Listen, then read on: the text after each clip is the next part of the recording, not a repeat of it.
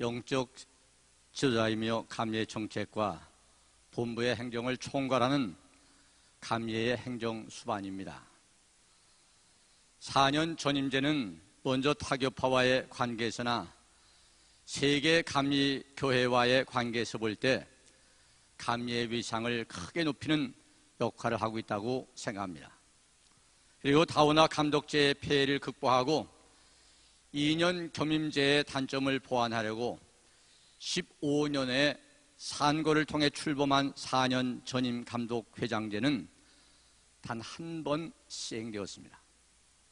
지난 5년 동안 감리회가 큰 아픔을 겪었지만 그것이 꼭 4년제의 폐해라고 보기는 어렵습니다. 법을 지키지 아니하고 개인의 욕심을 채우려고 하는 야심과 계파의 대결 구도 때문에 생긴 일이 아니겠습니까?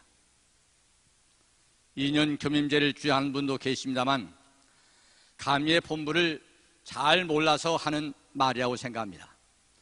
감리의 본부의 행정을 총괄한 일은 그리 만만한 일이 아닙니다. 감독회장에게 너무 많은 권한이 주어졌다고 그러지만 권한이라고 하기보다 직무라고 하는 말이 맞습니다.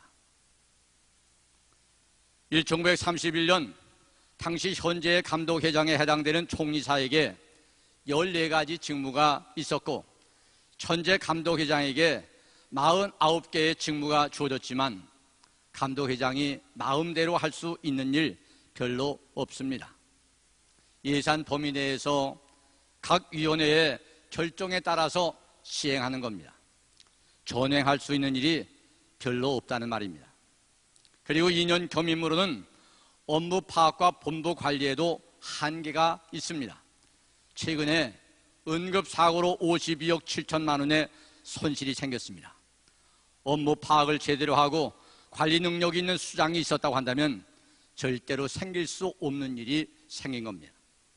2년 그것도 겸임을 말하는데 업무 파악을 위해 1년 그리고 레임덕으로 1년 그러면 본부 행정을 제대로 총괄할 수가 있겠습니까?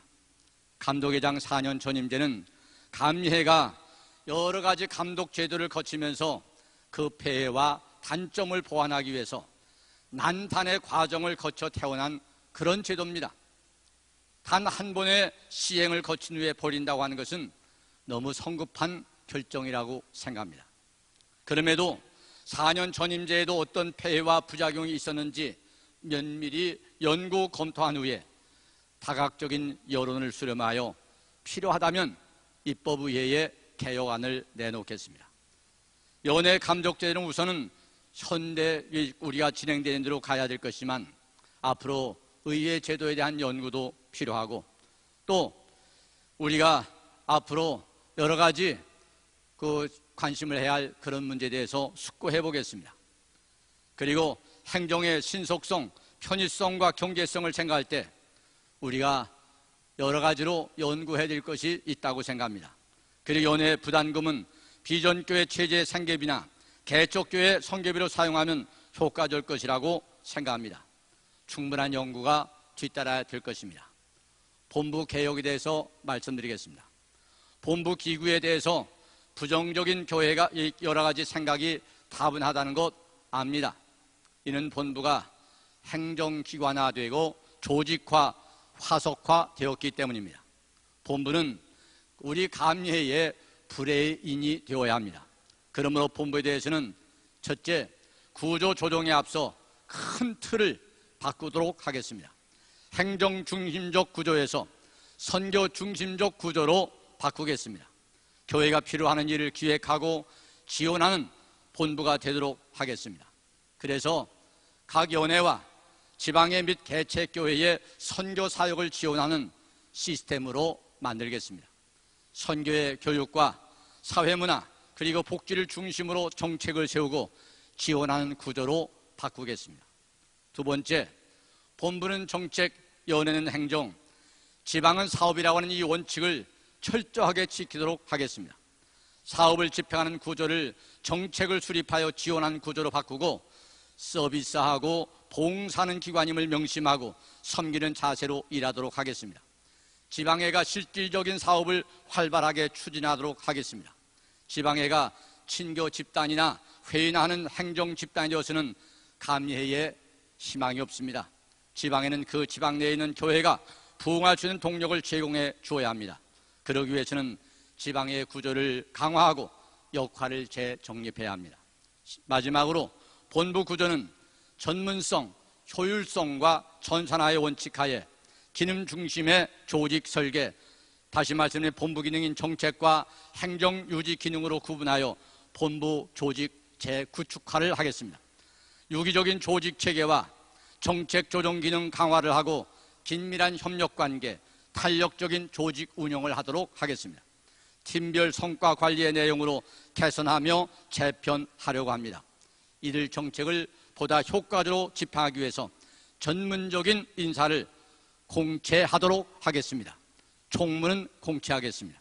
끝으로 본부의 예산 수립이나 집행에 있어서 투명한 운영을 하도록 하겠습니다. 대단히 감사합니다. 에 대한 정책을 보고하겠습니다.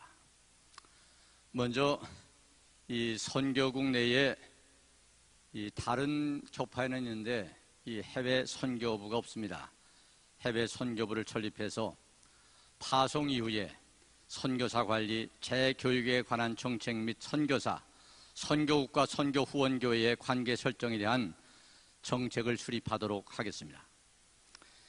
해외 선교부를 우리가 통합 관리하는 게 필요한데 해외 선교사가 소속을 이동했을 때 또 선교사의 재정 투명성 이런 것들이 현재는 전무합니다. 어떻게 파악도 못하고 있습니다. 선교사의 사업을 공개해서 관리토록 하겠고요. 선교비 통합관리를 도입하도록 하겠습니다. 이미 파송된 선교사의 관리나 재교육에 관한 대책이 필요한데 그 수립과 특별히 선교비 창구를 선교국으로 일원화하는 선교비 통합관리를 도입하겠습니다.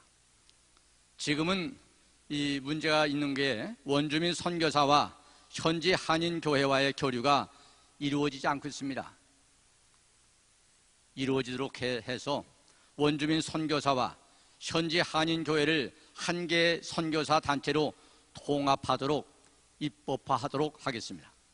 선교사를 파송하는 교회나 단체는 기본적 인건비 지원 각서를 제출토록 해서 보내는 것으로 끝나는 것이 아니라 선교비를 책임지고 후원할 수 있도록 제도화해서 끝까지 책임지는 그런 제도를 만들겠습니다.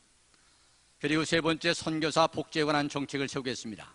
선교사가 귀국할 경우에 선교사의 업무 수행을 용이하게 하도록 서울 인근에 선교사 게스트하우스를 설립하도록 하겠습니다. 그리고 1년 이상 선교사 이 건강검진과 정신건강검진을 반드시 실시하도록 하겠습니다. 건강검진을 하는데 정신건강검진이 빠졌는데 꼭 필요하다고 생각합니다. 선교사 의료보험 문제를 해결하도록 하겠습니다. 현지보험이나 아니면 국내 보험 수혜가 제대로 하겠습니다. 그러나 이보다 더 심각한 문제는 앞으로 10년, 20년 후에 닥칠 선교사들의 은퇴 이후에 대한 정책입니다. 수립하도록 하겠습니다. 마지막으로 선교사 출구 전략에 대한 정책입니다. 선교사가 되는 순간부터 출구 전략에 대한 목표를 하므로 선교지 민족에 복음하는 선교사가 아닌 자국 그리스도인들의 공동체에 의해 시작되어야 하는데 바로 이 출구 전략은 선교 시작과 함께 논의돼야 할 정책이라고 생각합니다. 감사합니다. 네, 고맙습니다.